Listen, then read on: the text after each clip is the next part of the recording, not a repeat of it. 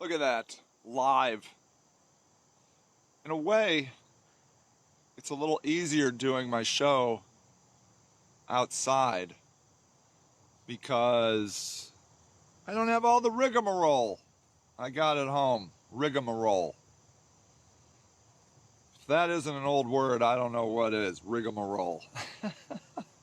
I got DSL camera, I got microphones, I got this, I got that. I come out here, I got a phone. You press publish. What is up? All right. Look at us. Good morning. I love it. I love it, Aaron. It's good to see you. It's so good to see you. If you are in the Akron area, you got to admit, it is a beautiful Sunday. Beautiful Sunday morning. September 27th. Robin and Marcia, how are you guys? It is great to see you.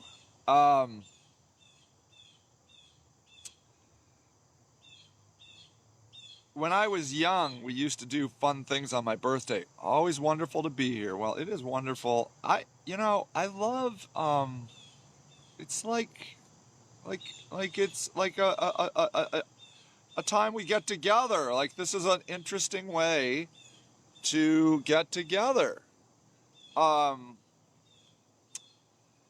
When I was young, we would do all these fun things for my birthday, and it's just like young people do, nothing. But it was fun because Rocky, my wife, she would say she would, she could organize my birthdays by what she was wearing. Thank you, Aaron. Thank you. Because some September 28th, you could wear shorts, and some September 28th, you'd have to be wearing a coat. You never know. Thank you, Robin. Thank you.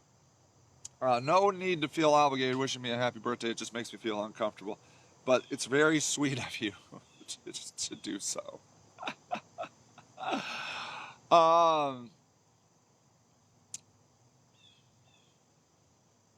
We once, I think on my 30th birthday, we went camping. And it was so awesome. All these friends came, and I wasn't a camper at the time, and so I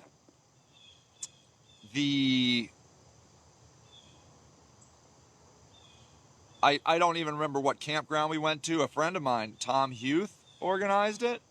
Hey, Thomas. And he did everything. He got all the wood, he got the campsites, and it was so fun. Hey, Joyce. And I do remember this one couple. They brought this homemade, it's not margarita. It's like, it's been so long since I drank. I can't even remember what things are called. It wasn't margarita. It was like some fruity drink that they had made. Birthdays are wonderful and special. They ate my favorite holiday. They are my favorite holiday. Oh. Yeah, they are special, right? Like, birthdays are sweet because people need a little individual attention every once in a while. I think individuals need a lot of individual attention. We're very complicated. We're just all wrecks. We're just all wrecks out here, So, hey, Craig, it's good to see you, buddy. What is it? Those cheetahs have like comfort dogs. Have you ever seen that? Have you ever watched that on like these nature shows? I think zoos bring cheetahs, like Labrador comfort dogs or something, because they're just so wigged out. And basically that's what we've done for ourselves. We've basically tamed a wild predator to be our friend so that we can have somebody like calm us down. Dogs, how long do you think it's been since we tamed dogs? I think I read 10,000 years. I don't know. It could be longer or shorter. Who knows? Who knows? All I know is it was probably the first therapist who ever invented tamed dogs. So, like, we just have a special friend that will just love us no matter what. We need it. You don't have to feel bad about, like, being a wreck. We're all wrecks. It's like the first step of accepting the world is accepting your own wreckedness. Dogs do rock, Thomas. They do. I can't believe we are... camping is so different from living in the woods. Most people don't understand. Thank you for saying that, Thomas. I do want to talk about that. I love it how people help me get online. Get on. Gary Mikes, what's up, my brother? Hold on. I tell Joyce if we go camping, I'll set a tent in our front room. That's the... Robin will probably never go camping ever again in his life. He's like, I have enough camping for my whole life. So, yes. So, let's talk about that. I'm really glad, I think it was Thomas that kind of set this up. So, I am right now, you and I need to get together. Well, here we are together now. Gary, I know, isn't it wonderful he's here? Gary has a great job. He's been working really hard. He's really doing great. So, camping and being homeless, what are the differences? Okay? The biggest difference is choice. When I talk to my friends about being in jail and being in prison, they all say they hate it. And it's Junior. Oh, Junior. Hey, buddy. That's awesome. Junior and his girlfriend, Maria, we went grocery shopping yesterday. They organized all their money. They saved money. They budgeted money. And then he made a wonderful hamburger for Maria last night. So, I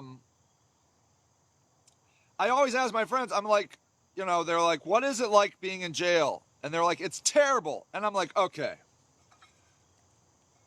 And I run down the things. I'm like, okay.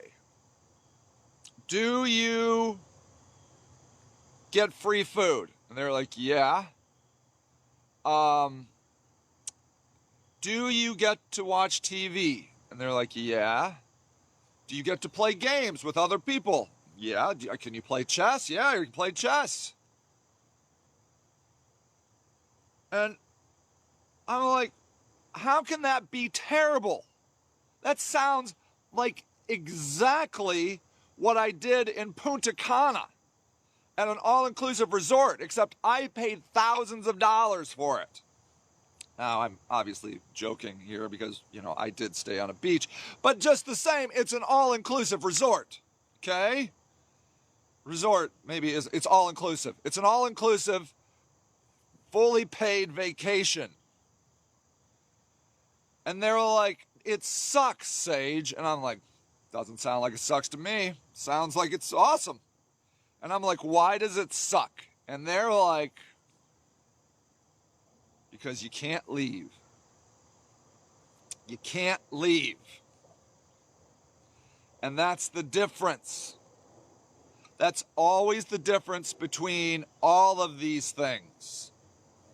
Addiction, homelessness, incarceration, poverty. Being a monk and choosing a life of poverty is worlds different than being forced into a life of poverty. Do you see? Have you ever tried to diet or anything, and the food is better? Yeah, true. Yeah, I hear the food does suck. Have you ever tried to quit smoking or go on a diet or quit drinking or whatever?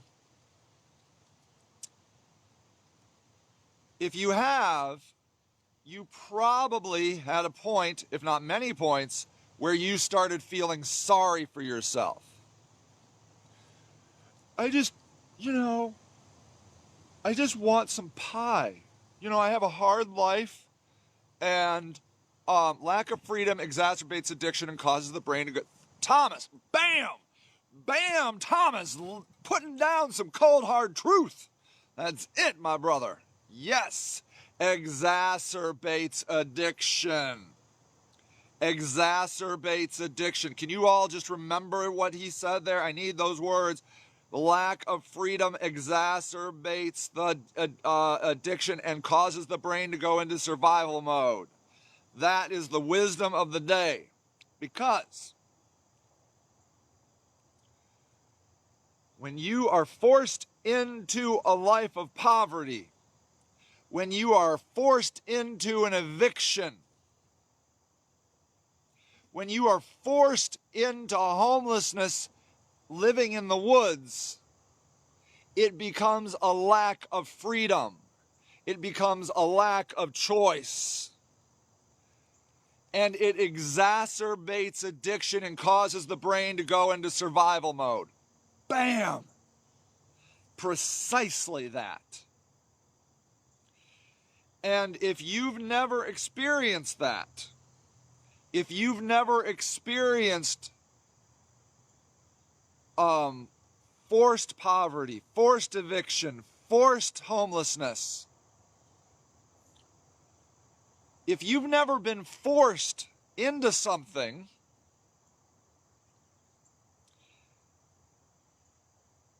you can't fully understand that mindset.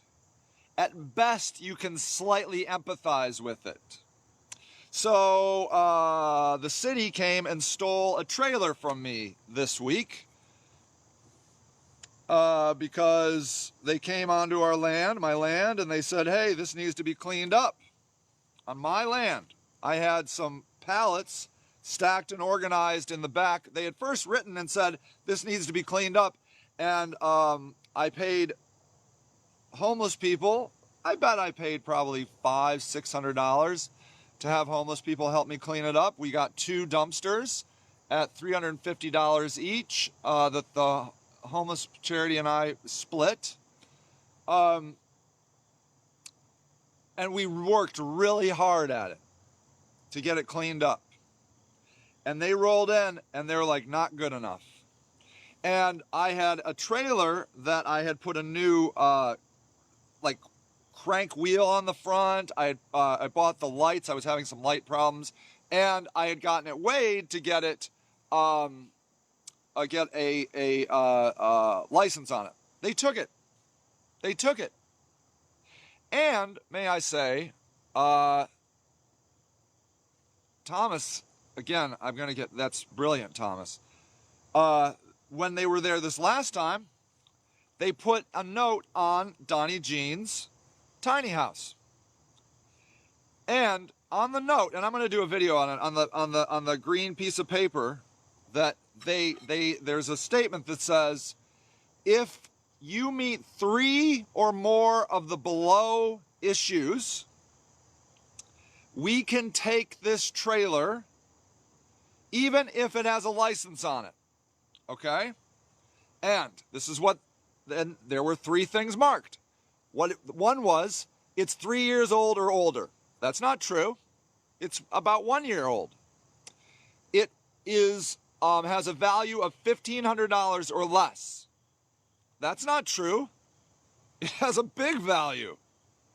And it doesn't meet safety codes of section blah blah blah blah blah blah blah blah blah. I don't even know what that is. It's a trailer. It's a trailer that you can buy at Harbor Freight. That's where it was bought. So apparently all trailers bought at Harbor Freight do not meet these qualifications. But here's the thing. What are you going to do? They said it's 3 years old or older. It's not, but they said it. They said it's worth less than $1,500. It's not, but they said it. They said it doesn't meet blah, blah, blah, safety things. I don't know if it does or not, But all I know is if I could get one of those, it doesn't meet all three of those. And therefore, if I had a license on it, I could keep it. What am I going to do? I mean, literally, they're going to look at me and be like, sue me. And look, I have civil rights attorneys, okay? It's unbelievable that I get to have those words come out of my mouth. To try and sue them for a trailer that they had taken will take years. It's not even worth it. And the amount of work that would go in to suing for this trailer, it would take years and hundreds of hours of work. And what's the worst going to happen? They'll be like, all right, Sage, you win. How much was that trailer? Like $3,000. Here you go, $3,000. And then they'll do it again. My point of telling you that story, not to feel sorry for me, that is the life of poor people, okay? Poor people get rolled over like that all the time. All the time. Of course they made up regulations, Aaron. Of course. They're just going to come in and take Donnie Jean's tiny house. That tiny house, by the way, will be disappearing this week. Unbelievable. It's not like they are stealing people's things. And they do it because they're poor and they don't want poor people around. Okay, I want to go back to Thomas's first thing. It causes people to live moment by moment and causes the brain not to be able to look into the future or plan. There it is. I like to think a lot about Maslow's hierarchy of needs. So, I only have one phone here, so I can't look them up. But, like, the first level is something like safety. It's not even food. It's like safety and shelter. And so, when you are living out in the woods like this, you are always at Maslow's first level of hierarchy of needs because you are not safe at all. You are not safe from your neighbors. You're not safe from the police. You're not safe from anybody else in society. You're not safe from the people that I hear walking across the towpath back there. Okay? This is exactly why trauma-informed care is crucial to helping people crawl out of homelessness. Trauma-informed care is the most important thing going on in psychology today. Causing trauma to poor people. It is critical, Thomas. You are so on this, man. So look, they've done studies, and they say that people that have lived in the inner city have had the same level of trauma as people in war zones. Okay? It is hell out here, and it's oftentimes hell caused by the government. Because the government can walk in your house at any... Okay, you got a probation officer? That probation officer can walk into your house anytime they want. They can go through your stuff anytime they want. Anytime. You have a bounty? The bounty hunter can go into your house anytime they want. Go through your stuff anytime they want. How can I help you more? Jim! My man. You are a wonderful human being, Jim. There is, you can look on my new website. I've kind of shifted to a more activist nonprofit. It's a 501c4, which is a social, more socially conscious thing. Houselessmovement.org if you want to check it out. It's more about lobbying and trying to create actual systemic change. I'm still giving out food, and I've started something called the Dorothy Day Garden for the unforgotten and unloved, and that will be funded through the Houseless Movement. But really, just sharing stuff is really great. Heather, what is up? Psychological safety, love and belonging, esteem, self-actualization. Thank you. Thank you, Heather, for writing that. Those are Maslow's hierarchy of needs. Psychological, safety, love and belonging, esteem, and then at the top, self-actualization. You're not in the city of Akron, back pocket and they don't care about homeless people. It's a shame what they do. Yeah, that's it. Well, yeah, they don't, because they can't control me. Psychological, yeah, thank you guys, from top to bottom. That's right. Okay, so I am here. I'm gonna put down my tea. I am here right now in a abandoned camp. This camp is at the end of Union Street. And I guess we can walk around. Hold on, I'll flip through here. I want to show you this place. So this camp, I don't know if anybody can comment how long it's been shut down. I'd say all summer, right? Before coronavirus. I think it got shut down in the winter. So one of my favorite things is this. This was a beautiful hearth. This was a stone stove that they made, and it was gorgeous. It was gorgeous. They had this beautiful walkway that they had created down here. This was like an idyllic fairy tale. These people had worked so hard at creating this place. And so what I want to show you is, I just want to show you the decimation.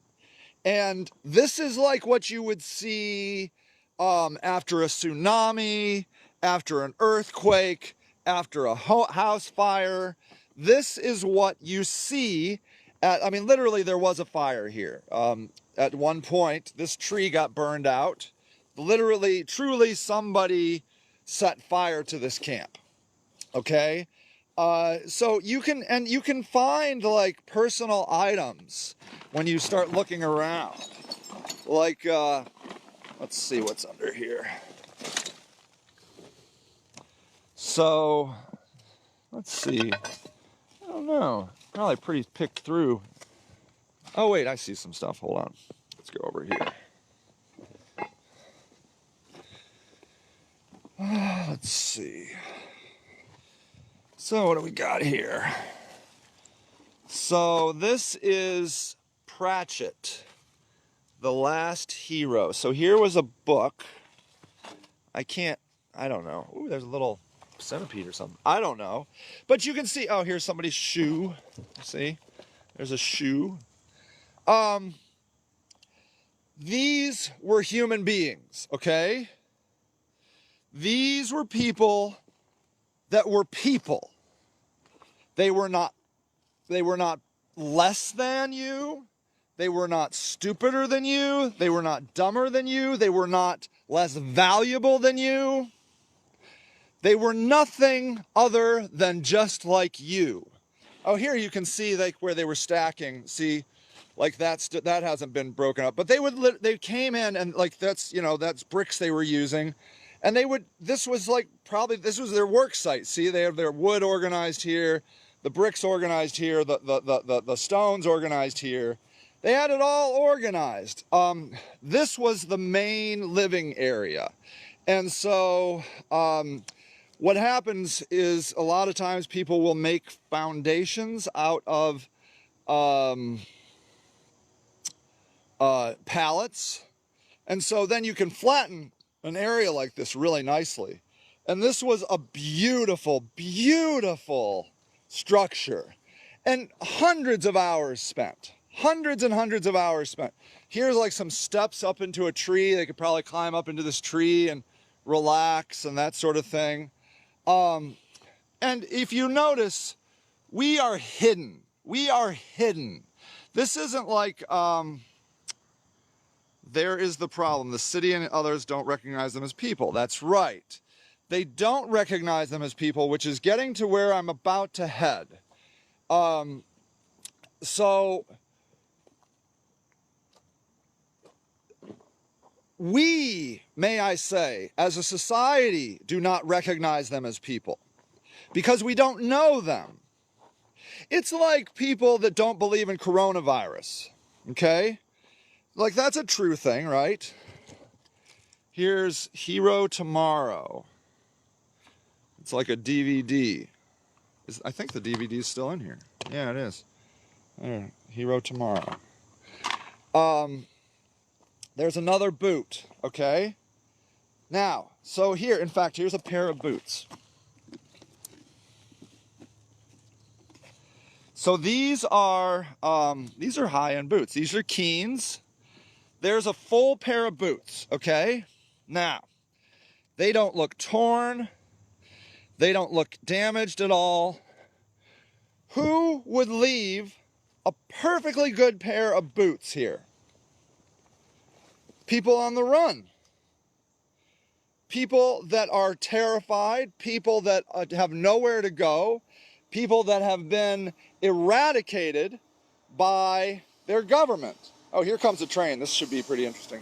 Oh, wait, that's up there. Oh, there you go. All right.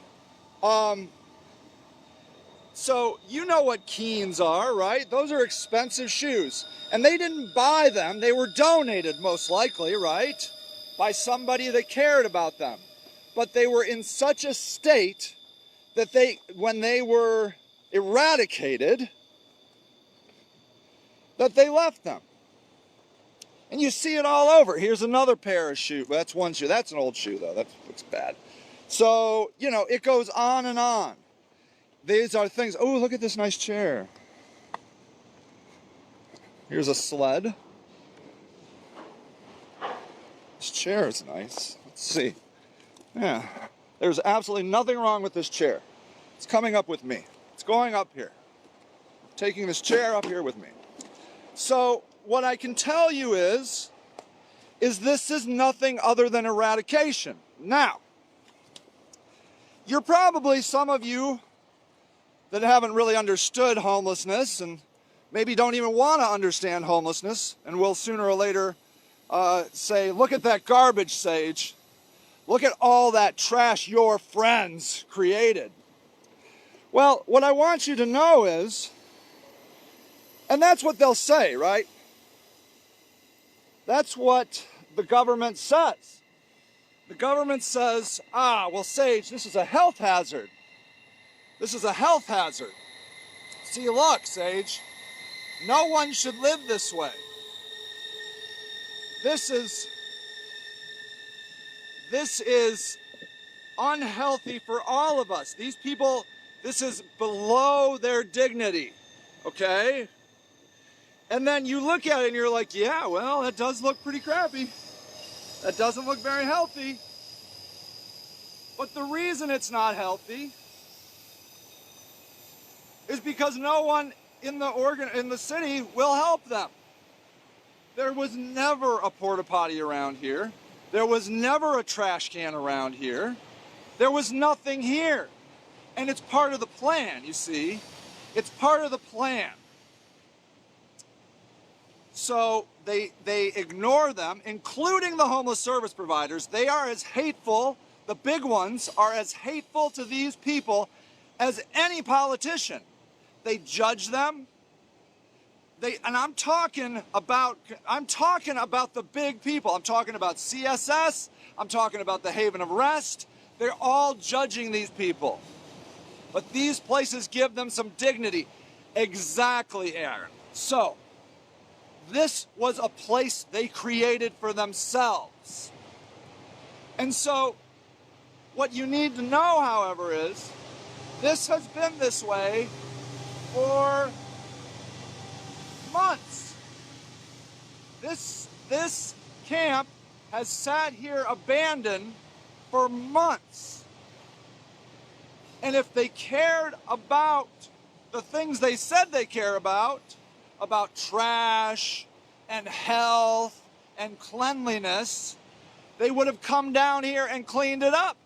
But you know what? They already did it. They already took out the trash.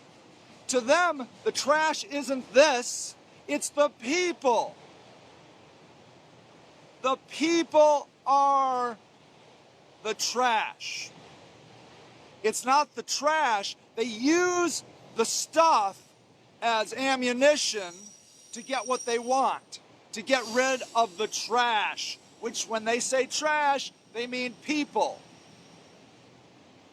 I mean, literally, there's a thing called white trash. I'm sure there would be something called black trash if we didn't feel it was racist. We use another word for that. We consider human beings trash. They are on a scale, right? People are on a scale, like a caste system. There are higher people and there are lower people, and that makes some people better and some people worse. And that is fundamentally wrong. The people that live in camps like this are every bit as smart as you, every bit as hard as working as you, have all the hopes and dreams as you. They want everything you want and think and act and are like you in every single way. Imagine me having this conversation about slaves in 1860, okay? Poof, there's Facebook Live. And I'm trying to tell you that slaves are exactly like you.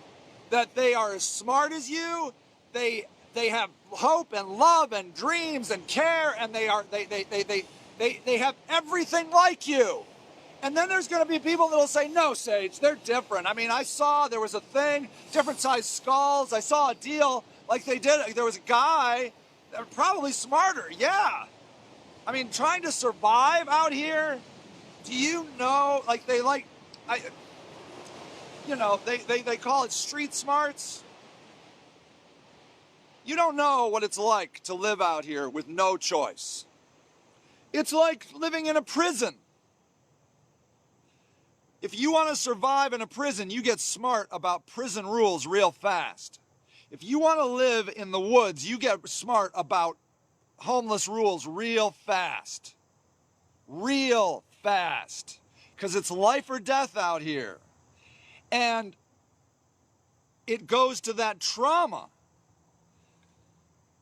I believe I would like my friend Ashley Hughes, who's going to probably become a psychologist caring for homeless people, to do a study about childhood trauma in the homeless population.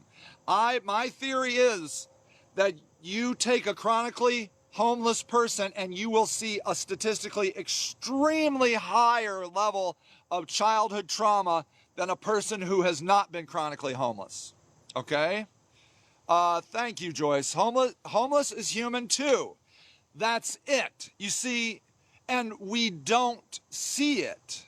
And you can see how we're doing it right now with people with coronavirus. I hear very rational people being like, well, maybe it's just nature, cleaning house. That's easy to say as long as it's not your house. 90% of Americans could never handle or do what House's brothers. It's brutal out here. You have all of this and you are exactly like everyone else. Exactly.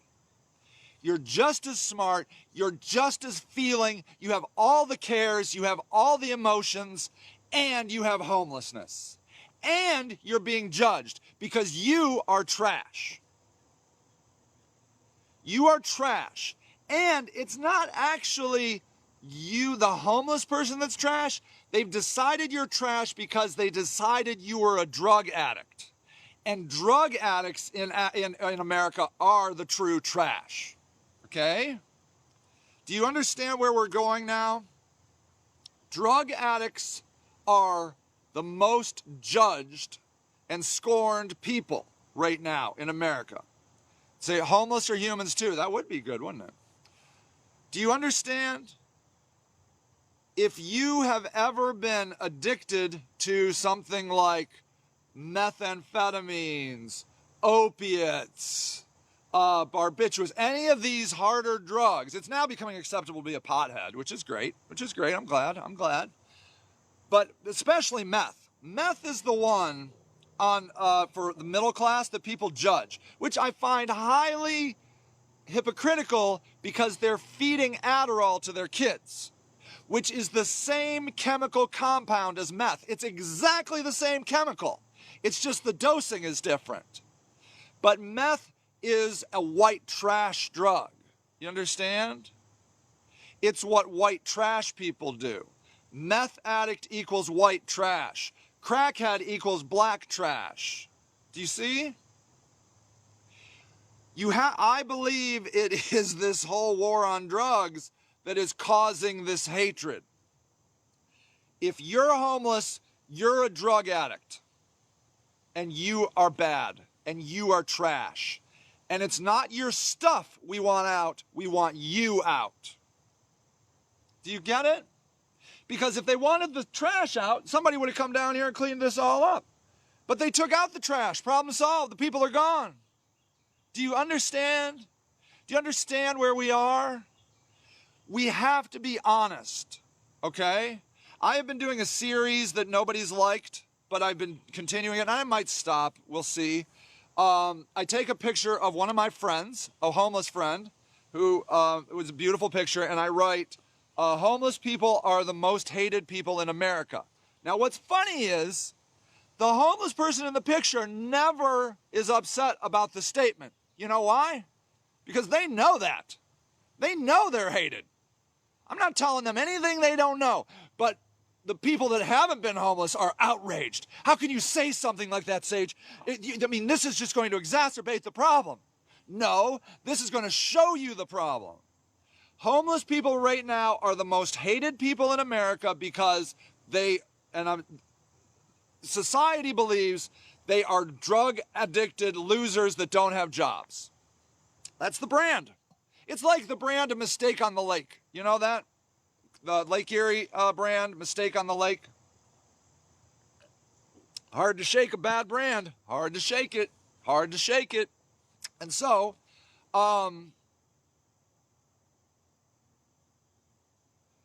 it's going to be incredibly difficult to shake the brand of trash, white trash, black trash.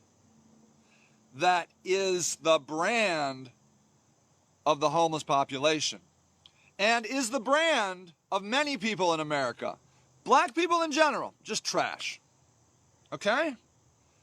Middle class white America just sees, they see pictures of black people protesting, chanting, standing up for their rights, and they're like, trash.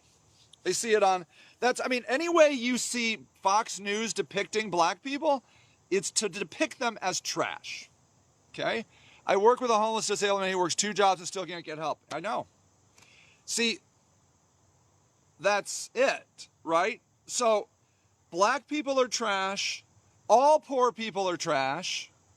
Homeless people are trash. Drug addicts are certainly trash. And these are the brands.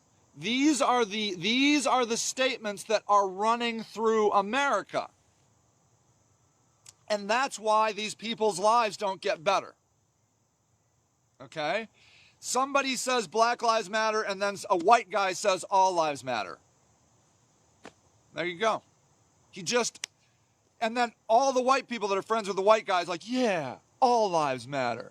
It would seem that people with substance use disorders are the most hated people in the U.S. right now. Probably true. When I said homeless people are the most hated people in America, it's up for debate.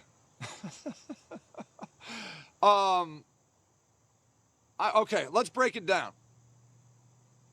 I'm still gonna keep with my campaign that homeless people are the most hated people on the planet or in America, but I think you're right that it's all drug addicts. Okay, drug addicts are the most hated in America, but I do still think black people are the most murdered in America by the government. I don't think the drug addicts and the homeless people are winning the contest of who's being killed the most by police. So you got to have different awards, you know? Yeah, sure, we'll give the most hated to the addicts, but we still got the most murdered by the police. Although, do you agree, Jessica? Although there was a homeless man in California this week who was black and homeless and got murdered for jaywalking. And then they're going to say, well, he was resisting arrest. Yeah, you know why he was resisting arrest? Because he was mentally ill. And the police didn't understand it. The guy clearly, do you think, thank you, Sherry. The people, the police clearly misread this guy because they're two white people, white cops in some hoity-toity town. There's like, I don't know, 0.1% of their population in that town is like black. There's probably two homeless guys, this one guy, now there's one left. And he was doing what he was supposed to do. Clearly that guy had gone to anger management. He was trying to walk away. He was furious. He was sick of it. He was sick of it. He's like, I walked across the street, motherfucker, and you're in my fucking face? You're in my fucking face? Get out of my face. Get out of my face, he kept saying. Stop touching me. And he starts walking. He starts walking away, which is exactly what they teach you to do in anger management. And you know what they did? They're like, hey, where are you going? I'm getting out of here. I'm leaving. You can't leave. Why? Because we're the police. We're the police. You do what we say, motherfucker. You do what we say. He ended up dead. Shot twice. Shot twice. Because the police can't handle those situations.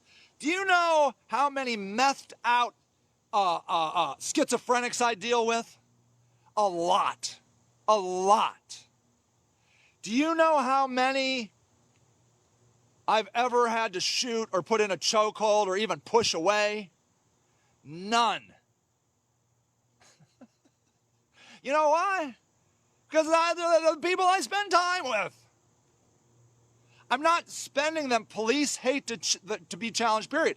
That's what it all is, Sherry. They are resentful that anyone dares look at them. And that's how we got Chief Ball. Police Chief Ball said, we are not going to change because we are angry and frustrated. Wah. I'm a 3-year-old police chief, and we're not going to change because we're angry and frustrated. Fuck you, Chief Ball.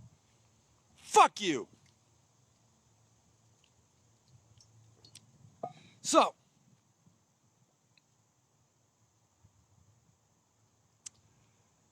I believe, and right or wrong, I think we gotta just admit the truth, okay? There's a contest for the most hated people, but one thing is for sure, there are groups of people that are hated, okay? Anybody that tries to stand up for their rights in any kind of way. Like, did you see, I loved that where those football players, the Chiefs, I believe, stood armed in arm and got booed? Not during the anthem. They didn't take a knee. They just wanted a moment of silence, arm in arm, solidarity. They got booed. Learned a lot that day. They hate you for daring to stand up. And that's exactly where the police mentality comes from. How dare you? How dare you stand up? Sit down like we told you. And that's what they want. They want the black people to sit down. They want the poor people to sit down. They want the homeless to sit down. And they want me to sit down. And I'm here to tell you, if you get too loud, they'll just fucking kill you. They'll just fucking kill you. I don't know if you read my stance on on violence, violent activism this morning. I will not hurt or kill another human being. I carry no weapons. I have nothing here. I have some Carmax I can offer you to moisten your lips before you shoot me. That's it. That's it. I used freedom of speech and got charged for it in Pennsylvania. I'd like to know that story. I believe it.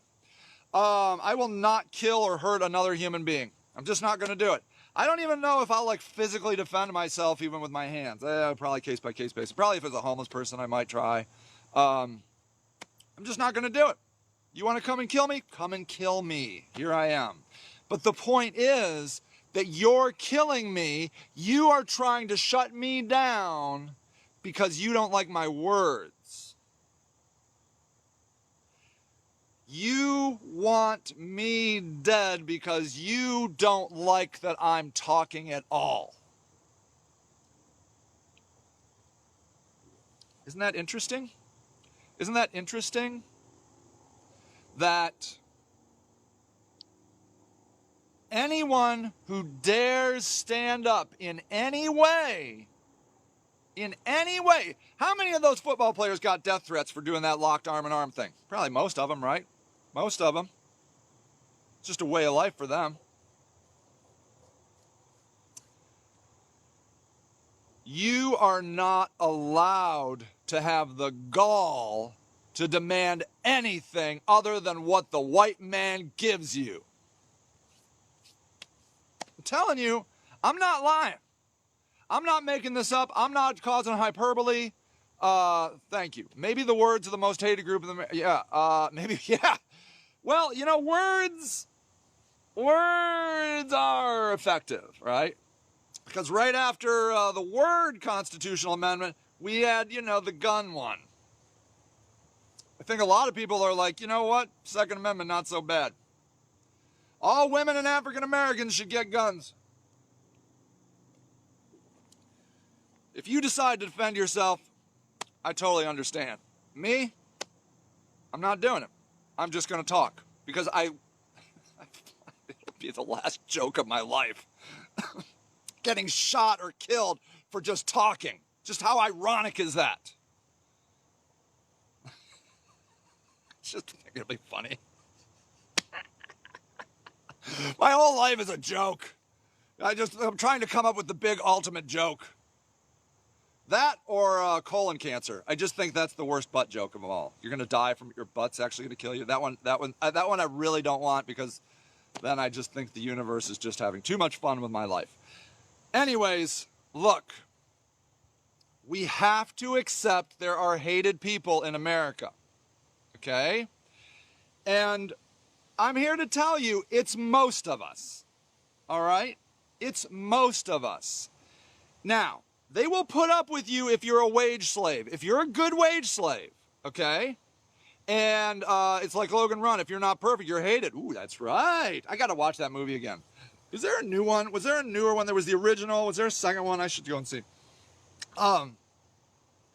If you are a good wage slave and you keep your head down and you don't complain about your lack of health care and you don't complain about anything, you are not hated. You're not loved. I mean, they give you this Labor Day bullshit. Yeah, Labor Day. Bleh. Nobody talks about it. It's just a way to you're just lucky you got a day off. And a lot of people on Labor Day don't get the day off, ironically. The executives get the day off. You're a wage slave, of course. We all are. We're a wage slave because we have gone into debt to the bank. Okay? They've convinced us to go into debt. $100,000, they start you right out with the debt, right? Denny, my brother, what is up? What is up? Bam, bam, bam. So, you are put up with if you are a good wage slave. I'm a firm believer that the white community is a bottleneck in progress. I firmly believe that because they're scared to death. They're on the other side of the oppression. It's, they're gonna get in trouble. But I speak up. See, no, you should not be speaking up. It's dangerous. You could lose your job, and then you'll lose your health insurance. So you better, because, as we all have learned very clearly, the First Amendment right only is fair if, for your own personal, a private company can fire you because they have their own freedom of speech. See, wage slave? See how it is? So you better not speak up because you're going to lose your money and your health insurance because they intentionally tie those things together because wage slave. Yeah. So I will tell you this. White people do have a legitimate gripe in the world. Liberals, are shutting down coal. They're shutting down fracking. Liberals moved the jobs through NAFTA into Mexico. Okay. White people have legitimate concerns, and it should not be difficult for you to understand why they elected Donald Trump. It should not be, okay? And furthermore, you should be in awe of the fact that they got their guy in and we got fucking 100-year-old Biden. I mean, you gotta admit that's pretty lame on our part, right? 17 years of speaking up, still a wage slave. Well, I guess that's good. They hate me but can't replace me. Nice, Aaron. Good job, good job, good job. We couldn't get Bernie in. because we didn't go vote. Our young people didn't vote. I mean, it was as black and white as that. Bernie was on the path. He was on the move. All these young people like, go Bernie. They didn't come out and vote. They didn't come out and vote. They got Donald Trump in. And you got to give them props for that. We have a lot to learn about their tactics and how they're pushing their Chief Justice in, right? I don't know what I stand on her. I don't know. I don't even, it doesn't even matter. They convinced the Democrats not to put their guy in 8 months before the election. And then 40 days before the election, they're jamming their person through. You need to listen and learn what they're doing, okay? Now, just hating them does us no good. No good. And understanding where they're coming from is critical. It is critical. That being said, we cannot allow them to create and maintain the current system of oppression of everybody else. Do you understand?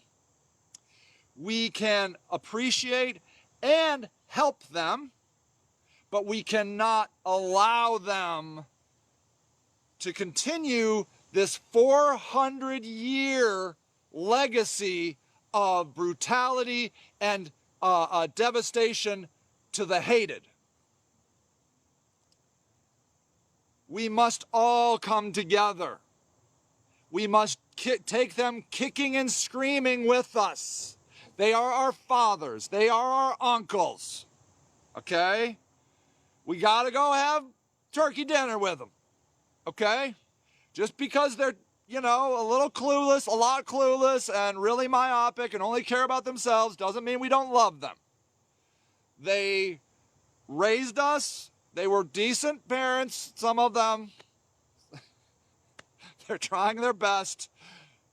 They are coming with us on America. We love them, but they cannot. Can we say white supremacist RBGB placement was decided when RBG got sick? Yeah. Yeah, so, okay. So, yeah, like anybody that has the power to systematically oppress anyone else is a danger, okay? Even if it comes from places you can understand. That like white people are being, you know, they're theoretically their time could be on the end. But keep in mind that in South Africa, white people led oppression of black people as a minority for a long time. So don't think that just because their numbers disappear, that they won't try their damnedest to stay in power. Okay? You got to be very careful. So you need the contradiction. Okay? You need to understand them, and you need to take away their systemic oppressiveness, okay? We got to do both. They're part of America. We love them. And the fact of the matter is, we need a lot of cops, right? We need good cops. We need them. We need them. We just don't need cops that are like, why do I have to do what you say? Because I'm a cop, and I told you. Whoa, fella. Whoa there, buddy. That guy just jaywalked, all right? We are talking about a jaywalker right now, and now you can see in 30 seconds you're going to shoot his ass when you could just maybe let him walk away. Okay? Which do you want? You want to be right and shoot his ass? Because that's what you're going to choose. Or do you want to, like, let this battle simmer down? And maybe check this guy off and be like, we need to watch this guy. We got to make sure he's mentally okay. Maybe he needs some help. Maybe he needs to go see his mental health provider. We need to call the homeless service people. Get this guy, you know, we got a picture of him. We need to find out more about him. We need to make sure he's okay. And you let him walk away because that was what he learned in anger management class. You see, I don't know if you went, but you should have gone, you stupid fucking asshole white cop. God damn, that pissed me off. Shooting a homeless guy.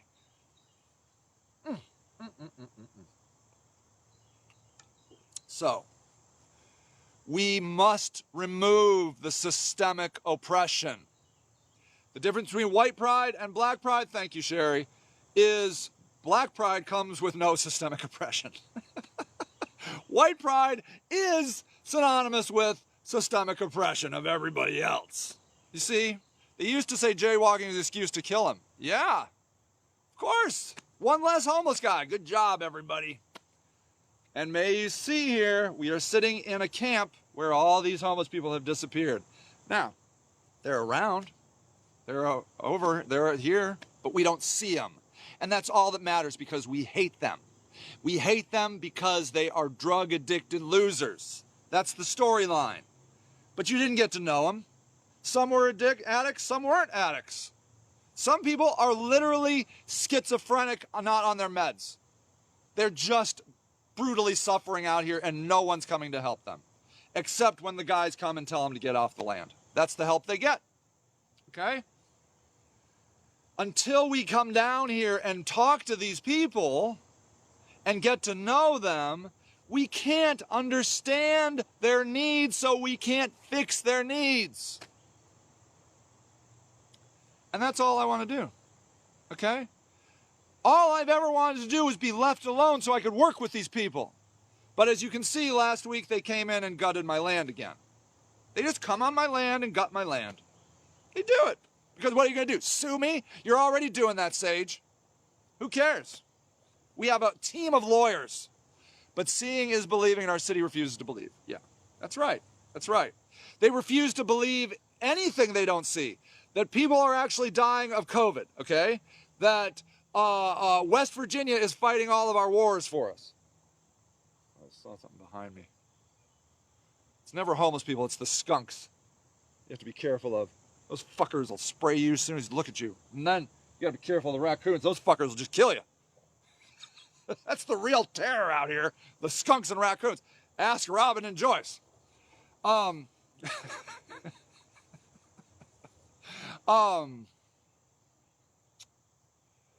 We have to call a spade a spade. Society hates black people. Society hates poor people. Society hates homeless people. Society hates drug addicts. Okay? And unless you're going to exterminate them like Hitler, you have no choice but to deal with them. It's like there's two moves. You either kill them or deal with them. I guess there's a third move where we lock them up, which is actually why we have 25% of the prison population of the world while only having, what, 4% of the overall population of the globe? We took the third way, prison. But our prisons are filled up. We don't have room for them. They're not even taking a lot of these people to prison right now because of COVID. So we can't even do that. We can't lock them up. It looks terrible to kill them.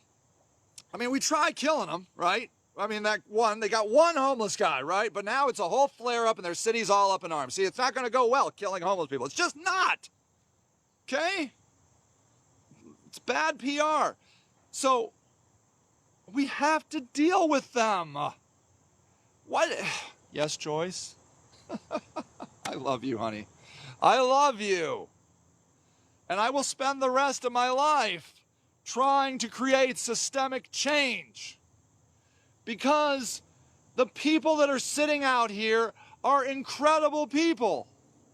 They just built these amazing benches I'm going to show you on a video tomorrow out of pallets. They want to be part of society. But society doesn't want them. Do you understand? They don't want the drug addicts, they don't want the black people, they don't want the poor people, and they don't want the homeless people. And there's probably other people. Mexicans, a lot of people hate Mexicans too, except they've been doing a damn good job picking our lettuce, so we're like, yeah, well, Mexicans, I guess, they pick our lettuce. But if they stop picking our lettuce, we'll hate them too. Make fun of their accent. What do we call them? Wetbacks? I don't even know what that means. We come up with these crazy hate phrases for people. Homeless is just a hate phrase. It's just a hate phrase. Drug addict is just a hate phrase. It's like how I'm not allowed to say retard anymore. You're probably shocked you just heard that word come out of my mouth. Retarded. You can't say people are retarded anymore because I'm offending mentally disabled people? Well, we shouldn't call people homeless. The homeless is a hate phrase. The addicted, a hate phrase. Whatever a black person is called becomes a hate phrase. Poor people, hate phrase. We just turn them into hate phrases. Every word becomes a hate phrase.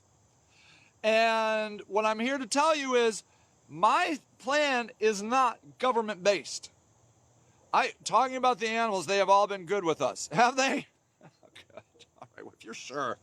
Literally, I thought there was a freaking skunk back here. That's all I need to be skunked. I'll never be allowed in my house again if I get skunked. I'll never be.